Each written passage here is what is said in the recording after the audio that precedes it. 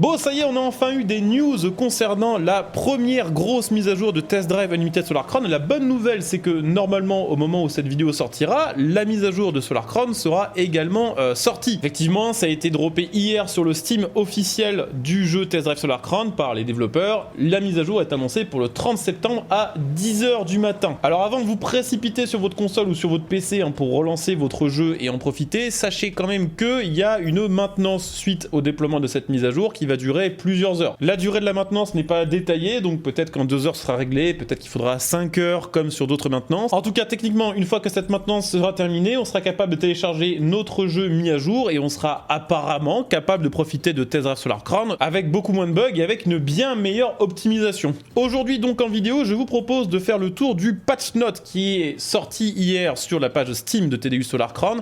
En gros, c'est la liste de toutes les choses qui vont être améliorées, qui vont être modifiées dans cette mise à jour. Donc on va détailler tout ça aujourd'hui en vidéo. Sachez quand même, je le reprécise, que ça c'est vraiment une mise à jour de correction et d'optimisation. C'est pas une mise à jour de contenu. Il faut savoir que dans quelques jours, le 2 octobre 2024, commence la saison 1 de Solar Crown et que c'est là, entre guillemets, que les vrais nouveaux contenus vont arriver sur le jeu. D'ailleurs, je pense qu'on aura l'occasion de se retrouver le premier ou le 2 avant l'arrivée de la saison pour une petite vidéo de présentation de tout ce qui arrive cette saison. Donc là, on est vraiment sur une match de correction et d'optimisation qui est censée permettre à tous les joueurs qui ont Solar Crown de pouvoir y jouer dans de meilleures conditions, voire je dirais même de pouvoir y jouer tout court, puisqu'il y a certains joueurs qui depuis le 5 septembre 2024 ont toujours des problèmes pour se connecter, des problèmes de sauvegarde ou autres qui vraiment empoisonnent un peu la vie de certains joueurs. Donc aujourd'hui on débriefe tout ça, j'espère évidemment que cette mise à jour sonnera pour vous comme une bonne nouvelle et honnêtement je pense que ce sera le cas parce que je pense qu'il y a beaucoup de gens qui ont vraiment envie de voir TDU devenir un vrai succès sur tous les points. C'est la raison pour laquelle je compte sur vous pour me donner un petit peu votre avis sur cette mise à jour en commentaire. Est-ce que vous faites partie des joueurs qui attendaient cette mise à jour pour relancer le jeu et profiter d'une meilleure expérience? Faites-vous partie des joueurs qui attendaient carrément cette mise à jour pour acheter le jeu ou au contraire faites-vous partie des joueurs qui, même avec cette mise à jour, ne sont pas spécialement intéressés par le jeu? Dites-moi un petit peu quel est votre avis sur cette mage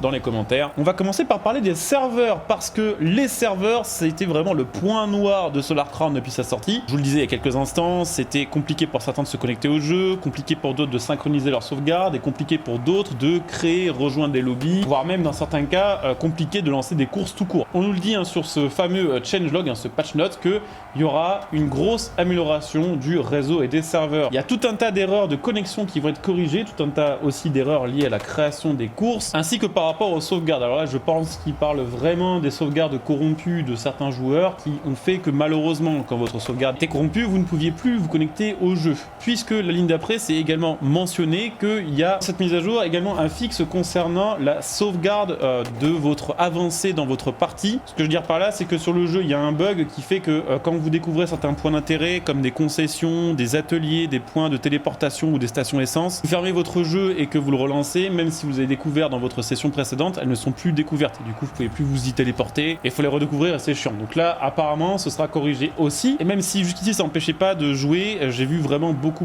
de fois quand même des joueurs se plaindre de ce problème-là. Donc je pense que c'était vraiment un truc relou pour beaucoup de joueurs et ça semble être corrigé. Il y a ensuite une partie, bien sûr, optimisation, stabilité et performance, avec la correction de différents bugs qui faisaient parfois crash ou freeze le jeu. Alors personnellement, j'ai pas trop eu ce genre de problème. Je pense que j'ai eu que 4 ou 5 crashs depuis que le jeu est sorti, mais on est d'accord que peu importe quand arrive un crash, ça fait toujours chier de relancer son jeu et d'avoir à nouveau à tout charger. Donc voilà, moins de crash, moins de freeze et également des améliorations de performance, c'est-à-dire que le jeu tournera mieux, il y aura plus d'images par seconde en conservant les qualités graphiques précédentes. Mais en plus de ça, il y a des améliorations graphiques et des améliorations d'interface. Alors il y a un truc que je suis pas sûr d'avoir compris et j'ai pas réussi à trouver de traduction française officielle. Ça parle d'ajouter un réglage master dans les options graphiques. Alors est-ce que c'est l'ajout d'un nouveau niveau de graphisme genre ultra, ou est-ce que master c'est juste plus de slider et plus de personnalisation de graphisme pour pouvoir plus détailler selon la config qu'on a? Il faut savoir que sur cette mise à jour là, les trois plateformes, donc PS5, Xbox Series et PC, vont recevoir justement des correctifs graphiques, mais que comme les développeurs l'ont précisé, cette mise à jour là c'est quand même beaucoup focus sur l'optimisation PC. Je le rappelle parce que je sais que peut-être certains n'ont pas forcément vu toutes les vidéos que j'ai fait sur le jeu, ils savent qu'il y a des problèmes problèmes sur console, notamment sur PS5, ils savent qu'il y a des problèmes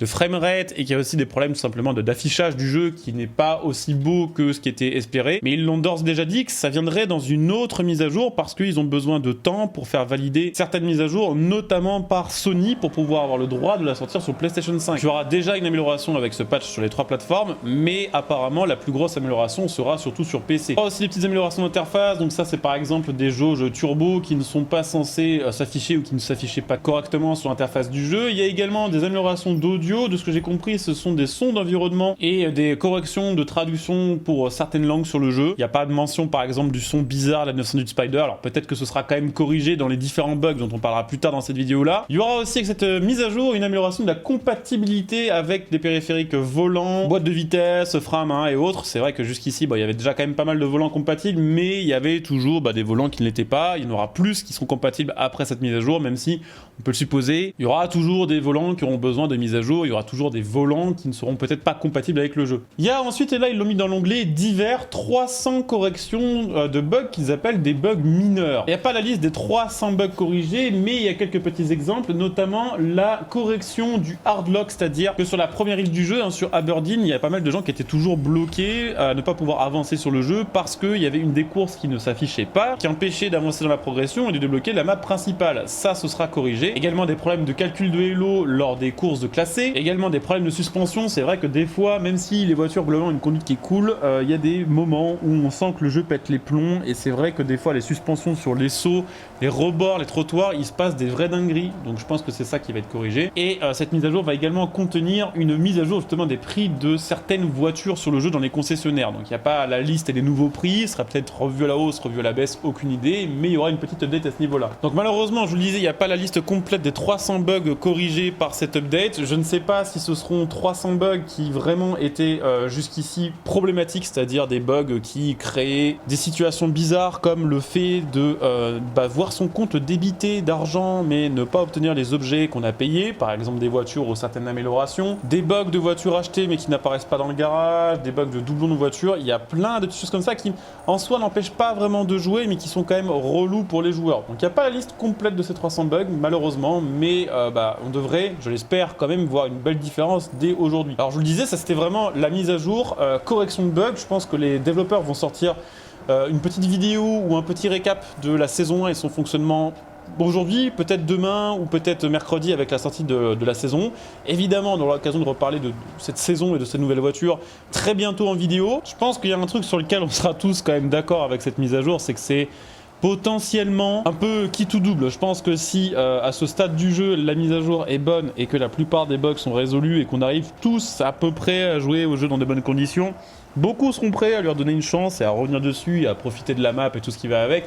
Mais je pense aussi que si par malheur cette mise à jour ne corrigeait pas les plus gros problèmes du jeu et que, sait-on jamais, avec l'arrivée de la saison 1, on se retrouvait encore face à des problèmes de déconnexion et dans l'impossibilité de jouer au jeu, je pense que ce serait malheureusement pour beaucoup de joueurs, y compris des gens qui vraiment surkiffent le jeu jusqu'ici pour toutes les choses cool qu'il a proposées, ce serait un peu aussi pour eux la douche froide. Donc croisons tous fort les doigts pour que cette update fonctionne bien et que la saison 1 soit vraiment une bonne saison et qu'on puisse tous profiter de la map, des voitures, du gameplay bien, voilà, comme il faut. Sachez que ce soir, d'ailleurs, pour info, si là maintenant c'est terminé à temps, je serai en live sur Twitch pour découvrir l'update, voir un petit peu ce qui a été amélioré. Donc si vous avez des questions, si vous voulez voir un petit peu à quoi le jeu ressemble en live avant de, sait-on jamais, l'acheter ou le retélécharger, n'hésitez pas à venir, ce sera en live sur ma chaîne Twitch, comme d'hab le lien est dessous si vous voulez venir follow. En ce qui concerne justement cette fameuse saison 1, dès qu'il y aura des news sur le contenu, je vous en parlerai en vidéo, donc pensez bien à vous abonner pour être notifié de l'arrivée de cette fameuse vidéo saison 1. Et pensez aussi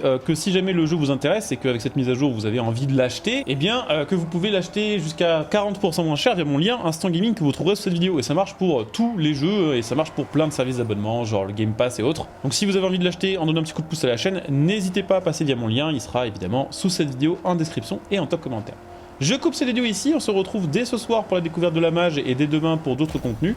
En attendant, bonne journée à tous, ciao et bon jeu.